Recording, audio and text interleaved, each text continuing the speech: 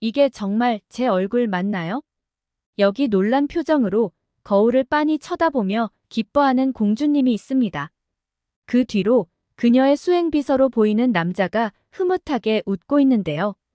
과연 이들에게는 무슨 일이 있었던 걸까요? 안녕하세요. 세계인들의 한국에 대한 감동적이거나 재미있는 사연을 소개해드리는 감동뭉클입니다. 오늘의 이야기는 아랍에미리트 왕족인 라일라 씨의 사연입니다. 본 내용은 라일라 씨의 이야기와 SNS 내용을 바탕으로 재구성된 이야기입니다. 구독과 좋아요, 알림 설정은 영상 제작에 아주 큰 힘이 됩니다. 지금 시작합니다. 즐거운 시청 되세요. 안녕하세요. 저는 아랍에미리트 연합 두바이에 살고 있는 라일라라고 해요. 최근에 수행 비서와 함께 한국 여행을 다녀왔는데요. 그곳에서 저는 너무 행복한 날들을 보내고 왔습니다. 제 평생 그 행복감이 너무 커서 10억 기부 서약서까지 작성하고 왔답니다. 사실 저는 왕족의 혈통을 이어받은 공주랍니다. 하지만 집안에서는 제 외모 때문에 다른 나라에 소개하기 부끄럽다면서 제가 왕족이라는 사실도 대외비로 하자고 하시는 바람에 몇몇 분을 제외하고는 제가 공주라는 것을 모른답니다. 처음에는 이 사실을 받아들이기 어려웠습니다.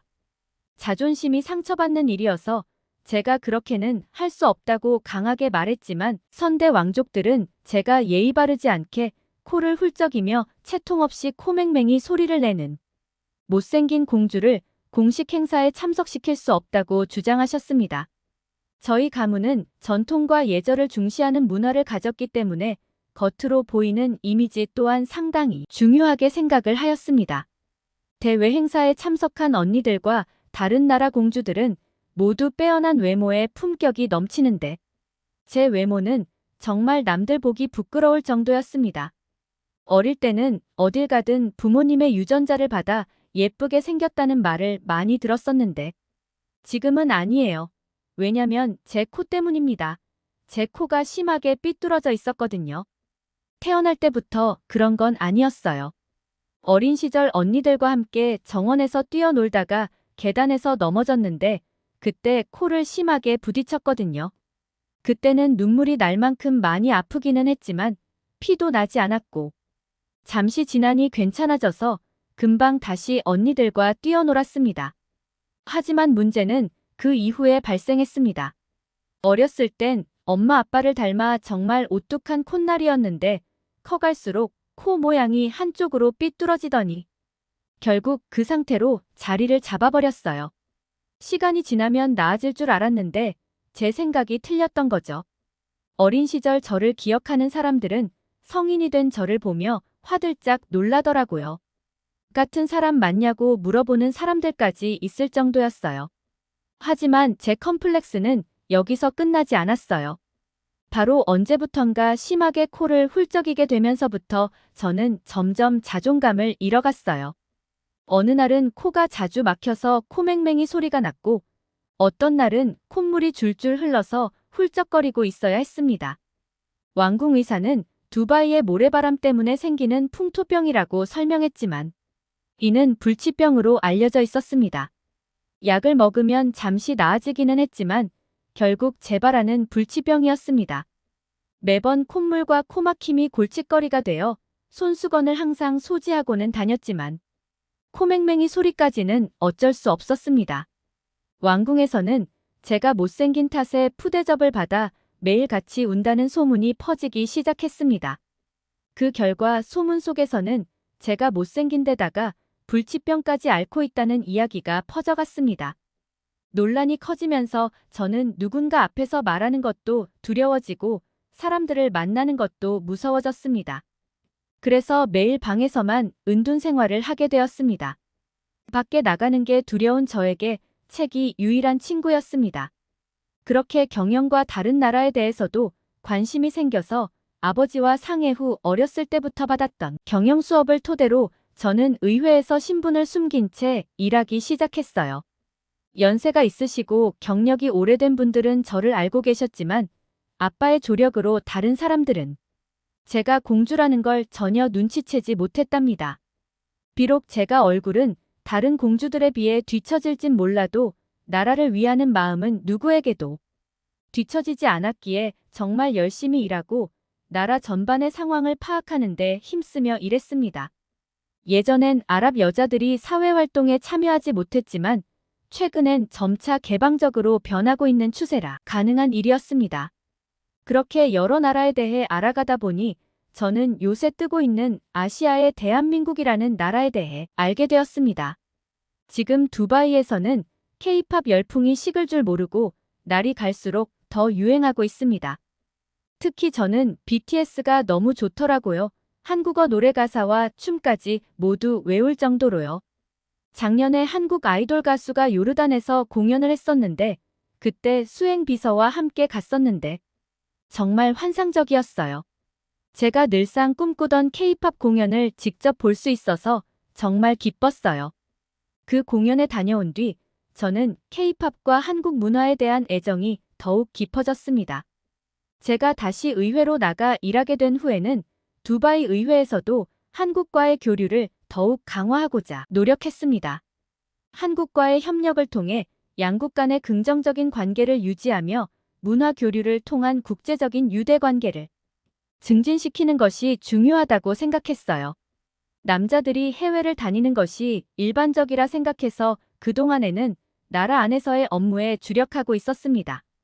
그런데 어느 날 갑자기 저에게 미국 출장에 제안이 왔습니다. 저는 어린 시절부터 영어 수업을 받아와서 의회에서는 영어 회화가 가장 뛰어난 편이었습니다.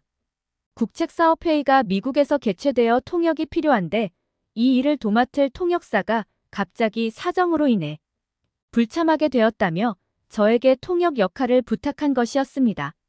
나라를 대표하는 일이라 생각하고 부모님께는 끝까지 비밀을 유지해달라고 부탁드리고 급하게 미국 출장을 준비하였습니다. 미국은 두바이와는 비교할 수 없을 정도로 고층 빌딩과 활기찬 도시 생활이 펼쳐져 있었습니다.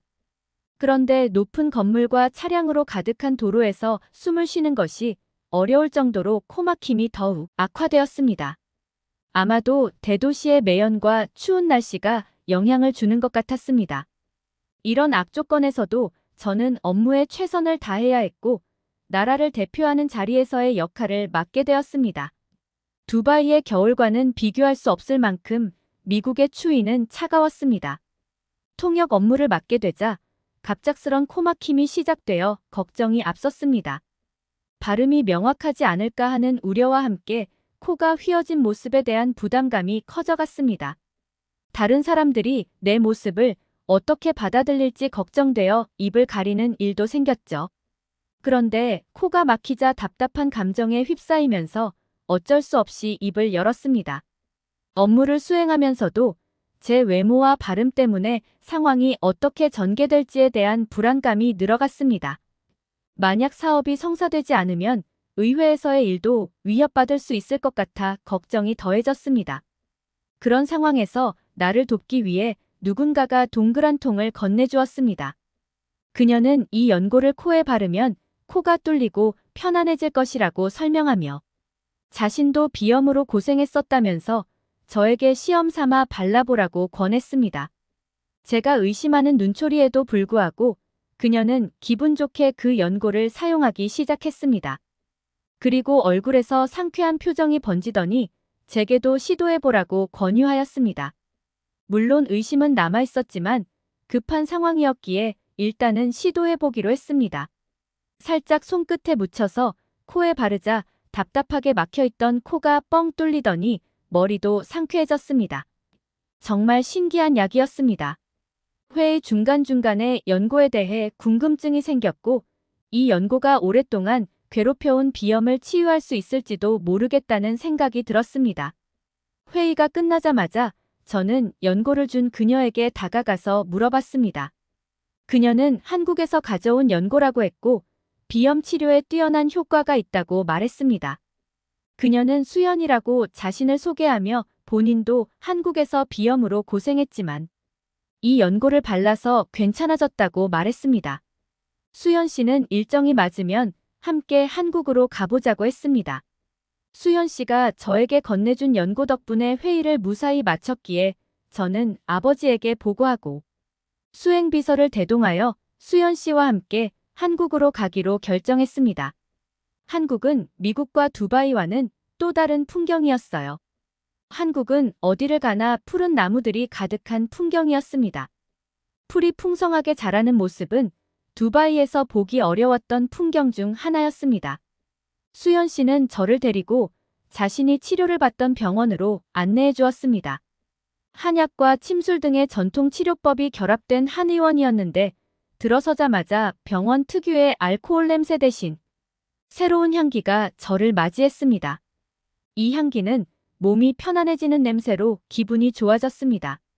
수연 씨는 이곳이 지역에서 오래 전해져 내려온 한국의 의학 기술을 활용하는 한의원이라고 소개했습니다. 여기서는 환자의 체질을 고려한 부작용이 거의 없는 치료를 제공한다고 설명했습니다. 그러면서 수연 씨는 자신도 이 한의원에서 한약과 침술을 받아 비염을 거의 완치했다고 말했습니다. 비염은 면역력 문제로 치부되기도 하지만 이 한의원에서는 면역력을 보강하는 방식으로 치료하는데 한의원 선생님께서 제 비염의 원인은 면역력 문제가 아닌 삐뚤어진 코에 있다고 알려주셨습니다. 그러면서 코를 교정하면 비염이 훨씬 나아질 거라고 설명해 주셨습니다. 저는 그 말을 듣고 깜짝 놀랐습니다. 코가 삐뚤어진 것과 비염이 연관 있다고 생각하지도 못했었으니까요. 코 교정 수술 이후 한약을 병행하면 훨씬 더 좋아질 것이라고 말씀하셨습니다. 그리고 근처 이비인 후과를 찾아보라고 권유하셨습니다. 수연 씨는 저와 함께 가주겠다며 너무 걱정 말라고 했습니다. 이비인 후과에서는 제 코를 진찰한 선생님께서 어릴 적에 넘어져 다친 코뼈가 정확히 자리 잡지 못하고 휘어져 있다는 것을 발견했습니다. 그리고 수술을 통해 이 문제를 해결하면 비염 증상이 크게 개선될 것이라고 말했습니다. 처음에는 수술을 받기에는 너무 겁이 났습니다. 하지만 그동안 삐뚤어진 코와 코맹맹이 소리로 인해 제가 당한 일들과 속상했던 기억이 머릿속에 파노라마처럼 스쳐 지나갔습니다. 곧장 수행비서를 통해 부모님께 연락을 드렸고 부모님께서는 이제 성인인 제 의견을 존중해 주셨습니다. 그렇게 수술을 하기로 결정을 하고 며칠 호텔에 묵으면서 마음의 준비를 했습니다. 그렇게 수술을 받은 후 하루 만에 퇴원할 수 있다는 말에 또 한 번 충격을 받았습니다. 마취까지 받은 큰 수술임에도 불구하고 당일 퇴원이 가능하다는 것이 저에게는 의아했습니다. 수술 후에는 솜으로 코를 막았고 냄새를 맡을 수 없었으며 답답한 느낌이 가시지 않았습니다.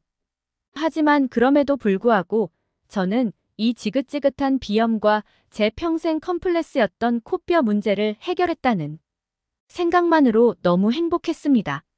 다음 날 소독을 위해 다시 병원을 찾았을 때 솜을 빼는 과정에서 엄청난 고통이 찾아왔습니다. 피는 더 이상 나오지 않아서 큰 걱정은 없다고 하면서 다음 주에 실밥을 풀기로 계획을 세웠습니다. 그러나 저는 의사의 말에 대해 신뢰하기 힘들었습니다. 수술이 잘 되었다는 말에도 불구하고 냄새를 맡을 수 없어 음식의 맛을 느끼지 못하는 상황은 여전히 저에게 큰 고충이었습니다. 하지만 시간이 흐르고 점점 붓기가 빠지면서 예뻐지는 제 얼굴을 보는 재미가 있었습니다. 거의 하루 종일 거울을 달고 살았을 정도니까요. 일주일 뒤 드디어 실밥을 풀기 위해 병원에 방문했습니다. 그동안 확실히 코막힘이 줄고 숨쉬기가 편해진 것을 느꼈습니다. 처음에는 의심이 많았던 것에 대해 미안할 정도였습니다. 몇 년간 코맹맹이 소리를 들으며 코 한쪽으로만 숨을 쉬던 삶에서 벗어나 수술 후에는 더욱 자신감 있는 삶을 살 수 있었습니다. 그렇게 호텔에서 며칠을 보내고 귀국하기 전에 원장님과 마지막으로 수술의 경과를 보기 위해 상담을 했습니다. 저는 그간 마음고생했던 일들이 자꾸 생각나 눈물이 나왔습니다. 원장님께 감사하다고 말씀드렸더니 원장님께서는 그동안 고생하셨다고 하시면서 제가 행복해하는 것을 보니 보람을 느낀다고 하셨습니다. 인사를 마치고 나오면서 저는 병원 한쪽에 걸려있던 명패를 보게 되었습니다. 원장님께서는 불우한 아이들을 위해 꾸준한 기부 활동을 하고 있다는 이야기를 듣고 저도 이 소중한 노력에 동참하고 싶다는 생각이 들었습니다. 저의 삶이 바뀐 것에 감사함을 전하며 이후에도 기부 활동에 참여하여 누군가에게 도움이 되고 싶다는 생각이 들었습니다. 그래서 원장님을 통해 280만 디르함, 한국 돈으로 약 10억 원 기부 서약서를 쓰고 공항으로 출발했습니다. 공항으로 가는 차 안에서도 이게 정말 내 얼굴이 맞는지 믿을 수 없어서 거울을 계속 보게 되더라고요.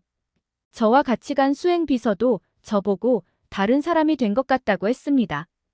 우리는 그렇게 한국의 의료 기술의 놀라움에 대해 이야기하며 공항으로 이동했습니다. 그렇게 10시간 정도 비행 후 두바이 공항에 도착했는데 저는 태어나서 그렇게 많은 관심은 처음 받아봤습니다. 얼굴도 예뻐지고 수행 비서가 제 옆에서 짐을 들고 가니 사람들이 저를 유명 연예인이나 인플루언서인 줄 알고 사인을 받으려고 하고 같이 사진을 찍자고 하는 사람까지 있었습니다. 하긴 코가 삐뚤어져서 그렇지 언니들처럼 저도 키도 크고 얼굴 자체는 예뻤거든요. 집에 도착해서 부모님과 언니들을 만나러 갔는데 저를 보고 모두들 정말 깜짝 놀라는 표정을 지으시더라고요. 코 하나 교정한 것뿐인데 어떻게 이렇게 달라질 수가 있느냐고 하시면서 한국에 다녀온 뒤 제 표정부터 완전 다른 사람이 됐다고 하셨습니다. 부모님께서는 저를 꼭 안아주시면서 정말 몰라보게 예뻐졌다고 하셨습니다. 그러면서 그동안 고생 많았다고 진작에 알았으면 한국에 빨리 가서 수술했으면 그런 마음 고생을 안 했을 텐데 하시며 저에게 미안해 하셨습니다. 저는 지금이라도 수술을 해서 새로운 삶을 살게 됐으니 너무 속상해하지 마시라고 하며 위로해드렸습니다. 부모님께서는 제가 수술 뒤 성격도 다시 밝아졌다며 진심으로 좋아하셨습니다.